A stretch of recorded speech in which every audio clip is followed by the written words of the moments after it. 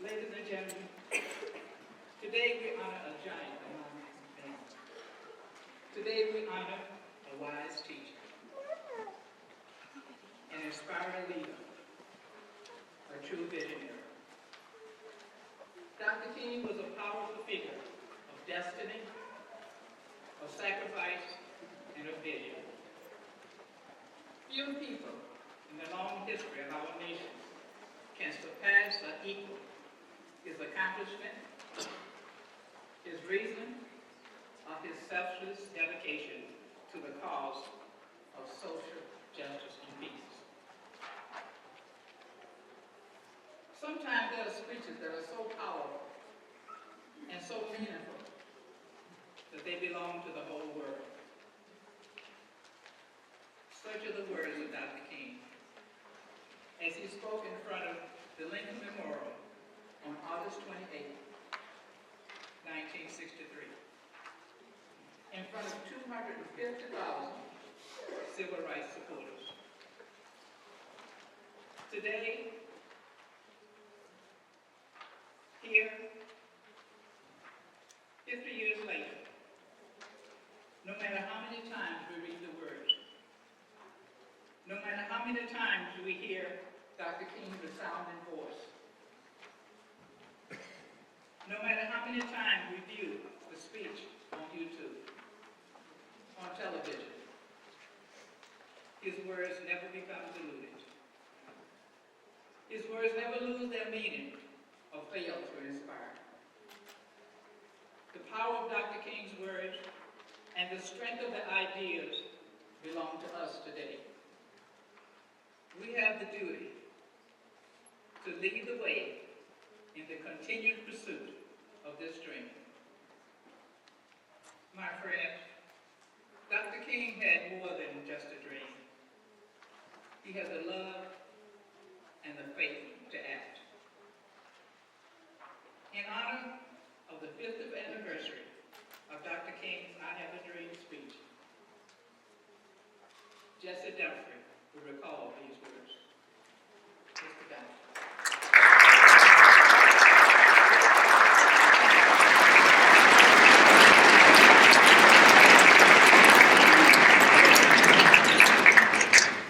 Good afternoon.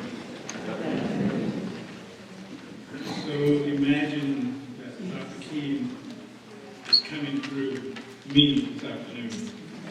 That's the most difficult thing that I've done in my life, to channel Dr. King. But that's my hero, so I hope I do justice to his words. I'm happy to be with you today in what will go down in history as the greatest demonstrations of freedom in the history of our nation. 50 years ago, a great American, in whose symbolic shadow we stand today, signed the Emancipation Proclamation. This momentous decree came as a beacon light of hope to millions of Negro slaves who had been seared in the flames of delivering injustice. It came as a joyous daybreak to end the long night of their captivity. But 100 years later, the Negro is still not free. 100 years later, the Negro is still badly, sadly crippled by the manifolds of segregation and the chains of discrimination. 100 years later, the Negro still lives on a lonely island of poverty in the midst of a vast ocean of material prosperity. 100 years later, the Negro is still languished in the corners of American society and still finds himself an exile in his land. So we have come today to dramatize the sinful condition. In a sense, we have come to the nation's capital to cash a check. When the architects of our republic wrote the magnificent words to the Constitution and the Declaration of Independence, they were signing a promissory note. And they promised that every American will fall heir to that note. This note promised that all men, yes, black men as well as white men, will be guaranteed the unalienable rights of life, liberty, and the pursuit of happiness. It is obvious today that America has defaulted on the promissory note insofar as its citizens of color are concerned. Instead of honoring this sacred obligation, America has given the Negro people a bad check. A check that has come back marked insufficient funds. But we refuse to believe that the Bank of Justice is bankrupt. We refuse to believe that there are insufficient funds in the great walls of opportunity of this nation. So we've come to cash this check. A check that upon demand will give us the riches of freedom and the security of justice. We've also come to this hollow spot to remind America of the fierce urgency of the moment. This is not the time to engage in the luxury of cooling off or take the tranquilizing drug of gradualism. Now is the time to rise from the dark and desolate valley of racial injustice to the sunlit path of racial justice. Now is the time to lift our nation from the quicksands of racial injustice to the solid rock of brotherhood. Now is the time to make justice a reality for all of God's children. If the nation returns to business as usual, this will be a fatal situation. There are those who've been asking the devotees of civil rights, when will you be satisfied? Well, we will never be satisfied as long as the Negro is still a victim of unspeakable horrors of police brutality.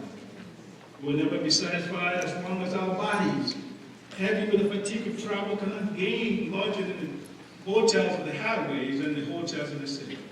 We cannot be satisfied as long as the basic mobility of the Negro is from a smaller ghetto to a larger one.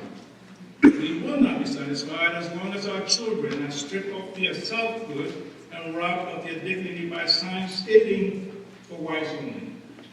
We will not be satisfied as long as the Negro in Mississippi cannot vote, and the Negro in New York believes he has nothing for which to vote.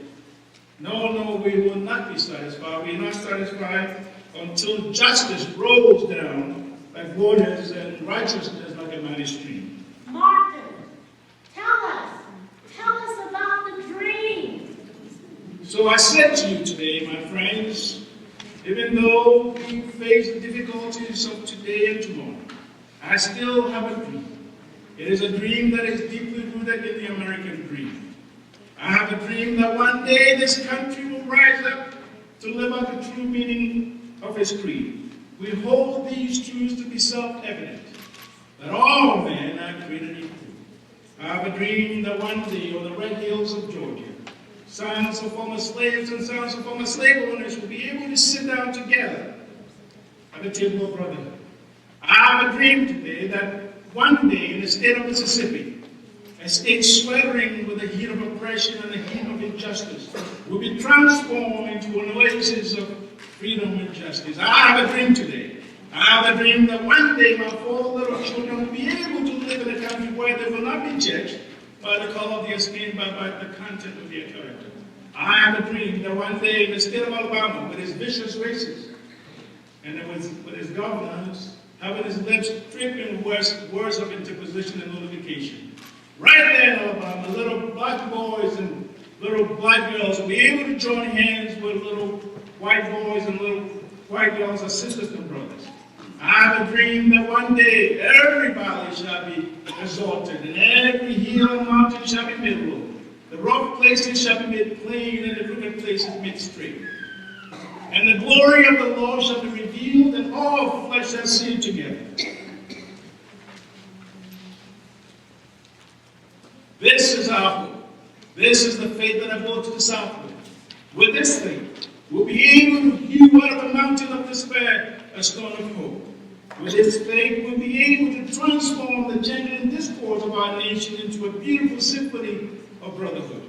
With this faith, we'll be able to work together, to pray together, to struggle together, to go to jail together, to stand up for freedom together, knowing that we all will be free one day.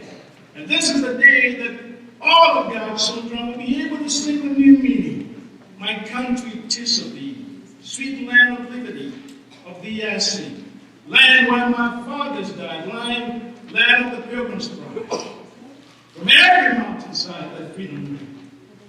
And if America is to be a great nation, this must become true. So let freedom ring from the prodigious hilltops of New Hampshire. Let freedom ring from the mighty mountains of New York. Let freedom ring from the hiking Alleghenies of Pennsylvania. Let freedom ring from the snow-capped Rockies of Colorado. Let freedom ring from the Quebecois slopes of California. But not only that, let freedom ring from Stone Mountain of Georgia. Let freedom ring from Lookout Mountain of Tennessee. Let freedom ring from every hill and molehill of Mississippi. From every mountainside, let freedom ring. When we allow freedom to ring, when we let it ring from every city and every hamlet, from every state and every city, we'll be able to speed up that day when all of God's children, black men and white men, Jews and Gentiles, Protestants and Catholics, will be able to sing the words of the old Negro spiritual. Free at last, free at last. Great God Almighty, we are free at last.